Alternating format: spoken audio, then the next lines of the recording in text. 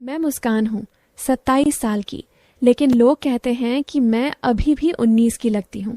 शायद इसलिए कि मेरी आंखों में अभी भी वो बचपन का शरारत बचा है।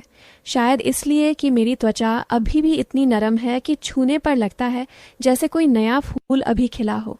मेरे बाल लंबे हैं, काले, जैसे रात का साया, और जब हवा में उड़ते हैं तो लगता है जैसे कोई रहस्य मेरे साथ चल रहा हो। मैं बिहार से दिल्ली जा रही थी, ट्रेन में। एक दिन का सफ़र। मेरे साथ था मेरा चच्चा का बेटा, नाम था राहुल। वो मुझसे 4 साल बड़ा।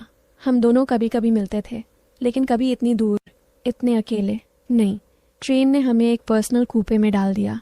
वो छोटा सा रूम जिसमें सिर्फ 2 बर्थ, एक ऊपर एक नीचे, और बीच में एक पतला पर्दा जो हवा में थोड़ा थोड़ा हिलता रहता था, जैसे कोई राज छुपा रहा हो। मैंने अपना बैग रखा, वो अपना। फिर हमने चाय मंगाई। चाय की भाप में हमारी बातें शुरू हुईं। वो बोला, मुस्कान, तुम्हें याद है जब हम छोटे थे तुम हमेशा मेरे पीछे पीछे दौड़ती थी। मैंने हंसी। हाँ, और तुम हमेशा मुझे चिढ़ाते थे। वो मुस्कुराया। अब नहीं चिढ़ाता। मैंने उसकी आंखों में देखा। वो सच बोल रहा था। रात हो गई। ट्रेन की रिदम में सब कुछ धीमा हो गया। मैंने अपना खाना खाया, वो भी खा चुका था। फिर मैंने पर्दा लगाया, जैसे मैंने खुद को उससे अलग कर लिया हो।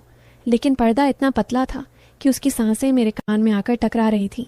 मैं नीचे की बर्थ पर लेट गई, वो ऊपर। लेकिन रात के अंधेरे में वो ऊपर से नीचे उतर आया, बिना कुछ कहे, सिर्फ सांसों की आवाज़। मैंने आंखें बंद कर लीं, लेकिन दिल की धड़कन तेज़ हो गई। वो मेरे पास बैठ गया, इतना पास कि उसकी जांघ मेरी जांघ से छू गई। मैंने हिलने की कोशिश की, लेकिन जगह नहीं थी।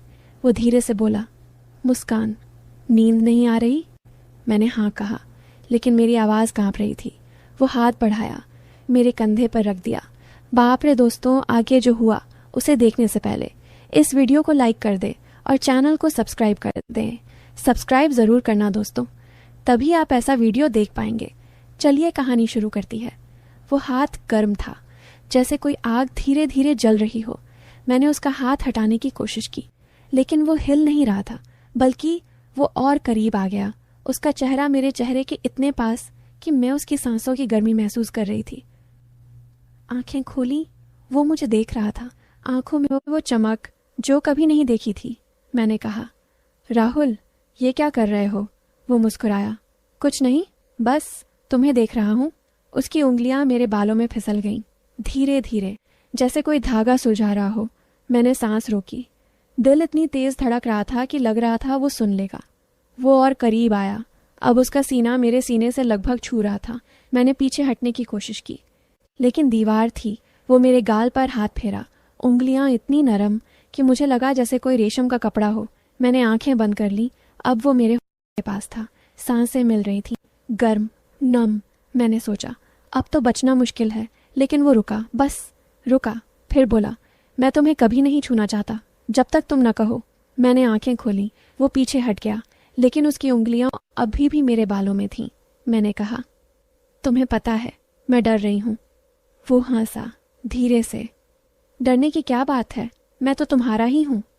उसने मेरे कंधे पर सिर रख दिया, जैसे कोई बच्चा, लेकिन उसकी सांसें अभी भी गर्म थीं।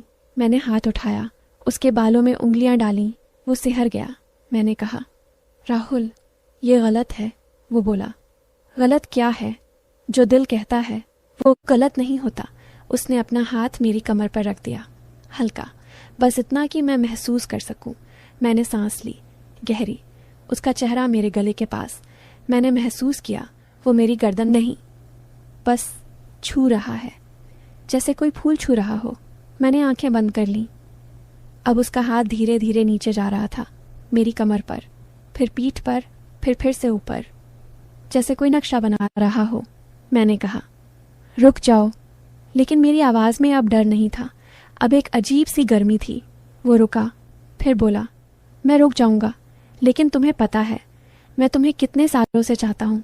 मैंने कुछ नहीं कहा, बस उसकी सांसें सुनती रही, ट्रेन की आवाज़, बाहर की हवा, सब कुछ धीमा। अब वो मेरे ऊपर था, नहीं, ऊपर नहीं, बस इतना पास कि उसका वज़न मुझे महसूस हो रहा था। मैंने हाथ बढ़ाया, उसके सीने पर रख दिया। वो धड़क रहा था, तेज। जैसे मेरा ही। मैंने कहा, राहुल, ये सब बहुत तेज हो रहा है। वो बोला, तुम कहो तो मैं रुक जाऊंगा, हमेशा के लिए। मैंने आंखें खोली। उसकी आंखें मेरी आंखों में, गहरी, जैसे कोई समंदर। मैंने कहा, नहीं, रुकना मत, लेकिन धीरे। वो मुस्कुराया, फिर धीरे से दिए, नहीं, बस छू दिए, जैसे कोई परीक्षा। मैंने सांस रोकी। वो पीछे हटा, फिर से। अब थोड़ा गहरा, लेकिन धीरे। मैंने महसूस किया मेरी सांसें उसकी सांसों से मिल रही हैं। अब उसका हाथ मेरी कमर से नीचे, लेकिन रुका, बस मेरी जांघ पर, हल्का। मैंने कहा, राहुल। वो बोला, हाँ। मैंने कहा, मुझे अच्छा लग रहा है। वो हंसा, धीरे से, फिर मेरे कान में फुसफुसाया, मुझे भी।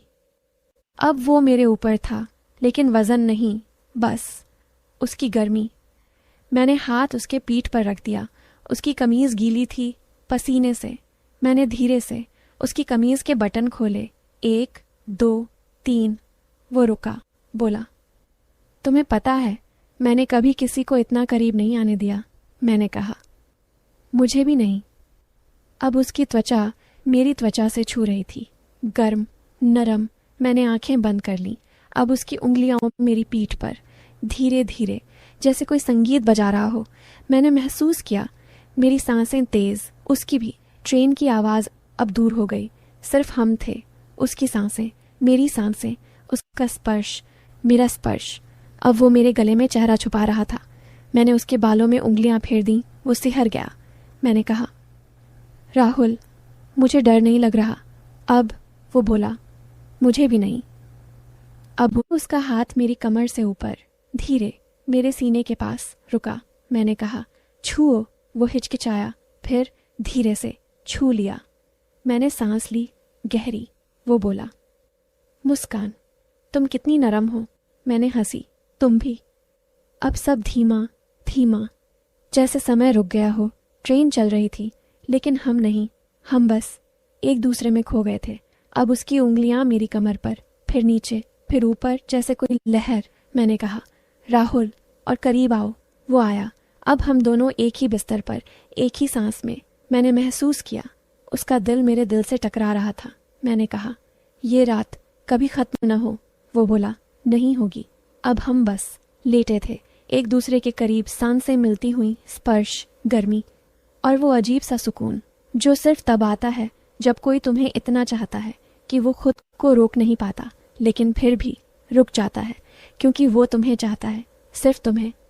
फिर वो रुका, मेरी आंखों में देखा, बोला, मुस्कान, तुम्हें पता है, मैंने सपने में भी तुम्हें ऐसे ही देखा है। मैंने पूछा, कैसे? वो बोला, बस ऐसे, तुम्हारे बाल मेरे हाथों में, तुम्हारी सांसें मेरी गर्दन पर, और तुम्हारा स्पर्श जो मुझे जगा देता है। मैंने हंसी। तो आज सपना सच हो गया? वो बोला, नहीं, आज सपना से भी बेहतर है, क्योंकि तुम सच में मेरे पास हो। मैंने उसकी छाती पर सिर रख दिया। उसकी धड़कन सुनती रही। वो मेरे बालों में उंगलियां फेर रहा था, धीरे धीरे, जैसे कोई गीत गुनगुना रहा हो। मैंने कहा, राहुल, मुझे लगता है मैं तुम्हें सालों से जानती हूँ। वो बोला, तुम जानती भी हो? बस मैंने कभी कहने की हिम्मत नहीं की। मैंने उंगली से उसकी त्वचा पर गोला बनाया। वो सिहर गया, बोला, मुस्कान, तुम्हारा स्पर्श जैसे बिजली हो। मैंने कहा, तुम्हारा भी। अब मैं उसके ऊपर थी। धीरे से वो सांस रोक कर रह गया। मैंने धीरे धीरे उसके कंधे पर, फिर सीने पर, फिर नीचे, बस छूती रही। वो मेरी कमर पकड़ रहा था, जैसे डर रहा हो कि मैं कहीं चली न जाऊं। मैंने कहा, मैं कहीं नहीं जा रही। वो बोला, पता है, लेकिन फिर भी डर लगता है। अब ये किस्से गहरे थे, धीमे, जैसे कोई लहर जो बार बार आती है और वापस जाती है।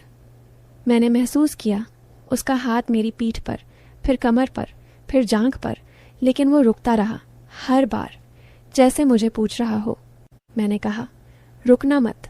वो बोला, मैं नहीं रुकूंगा, लेकिन तुम्हें दर्द नहीं होना चाहिए।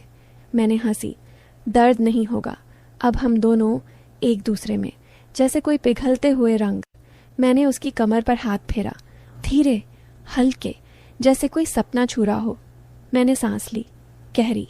वो बोला, मुस्कान, तुम्हारी त्वचा इतनी गर्म है। मैंने कहा, तुम्हारी वजह से। अब वो मेरे कानों में फुसफुसा रहा था। मैं तुम्हें हमेशा चाहता हूँ, मैंने कहा। मुझे भी। अब हम बस एक दूसरे के स्पर्श में खो गए थे। ट्रेन की आवाज़, बाहर की हवा, सब दूर, सिर्फ हमारी सांसें, हमारे स्पर्श, हमारी गर्मी। अब वो मेरे बालों में चेहरा छुपा रहा था। मैंने उसके कंधे पर सिर रख दिया। वो मेरी कमर से लिपट गया जैसे कोई बच्चा, लेकिन उसकी सांसें अभी भी तेज थीं। मैंने कहा, राहुल, ये रात हमारी है। वो बोला, हाँ, हमारी। अब हम बस लेटे थे, एक दूसरे के करीब, सांसें मिलती हुई, स्पर्श, गर्मी और वो अजीब सा सुकून जो सिर्फ तब आता है जब कोई तुम्हें इतना चाहता है कि वो खुद को रोक नहीं पाता, लेकिन फिर भी रुक जाता है क्योंकि वो तुम्हें चाहता है, सिर्फ तुम्हें।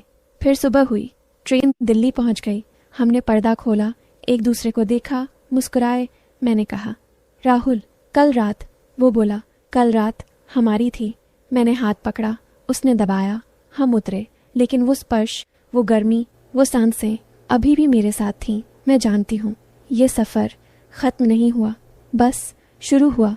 और मैं चाहती हूँ कि ये सफ़र कभी ख़त्म ना हो, क्योंकि अब मैं उसकी हूँ और वो मेरा। बस इतना ही, लेकिन इतना ही काफ़ी है।